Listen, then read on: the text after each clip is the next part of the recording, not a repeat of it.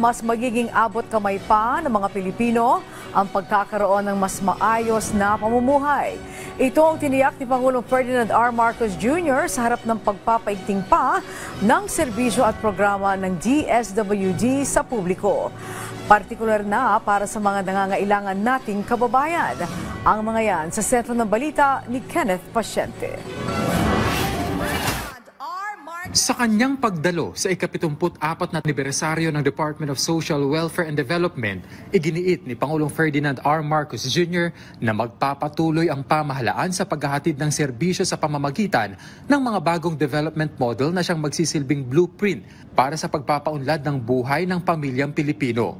Mismo ang Pangulo ang nanguna sa paglulunsad ng Pamilya sa Bagong Pilipinas na naglalaman ng programa at serbisyo na magbibigay gabay sa pagpapataas ng antas ng pamumuhay ng mga benepisyaryo ng DSWD. Layunin nito na ipakilala ang mga programa na hindi lamang tumutuon sa pinansyal na tulong, kundi pati na rin sa psychosocial interventions, care at residential facilities para sa iba't ibang sektor ng lipunan. This initiative aims to strengthen family development and welfare in every stage of life, recognizing that nurturing households are the cornerstone of a thriving nation. Sa programang ito, susuriin natin ang kalagayan ng bawat pamilya upang matukoy ang kanilang tunay na pangangailangan. Kasabay nito, ipapatupad natin ang mga angkop na kalinga upang matiyak ang tulong ng gobyerno na wasto, sapat at tumutugon sa kanilang mga sitwasyon. Pinasinayaan din ng HELPS o Harmonized Electronic License and Permit System, isang online platform para sa mas madaling registration, accreditation at pagkuha ng lisensya ng mga Social Welfare and Development Agency o SWDA. Sa pamamagitan nito, bumaba na sa 12 stages na lamang ang kanilang dadaanan mula sa dating 49. Kaya kung dati ay 6 na buwan ang kanilang ginugugol sa pagproseso, tatagal na lamang ito ng 7 araw. Inilunsad din ng MTA o Minors Traveling Abroad Systems para sa online application ng mga minor de edad na nagnanais lumabas ng bansa.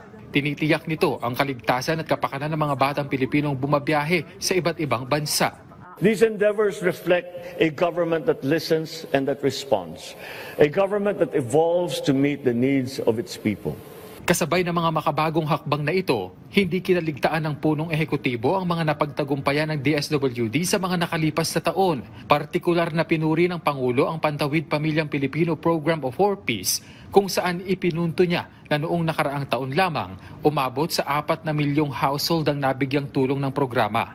Kinilala rin ng Presidente ang Sustainable Livelihood Program ng DSWD na aabot sa 270,000 household ang nabigyan ng tulong. Ipinunto rin niya ang mabilis na pagtugon ng ahensya sa mga kalamidad sa pamamagitan ng maayos na paggamit ng Quick Response Fund nito. You have provided not just assistance, but behind that assistance, you have also provided hope to families rising from hardship, to communities devastated by calamities, to individuals who need to feel that their government is there by their side, ready to assist.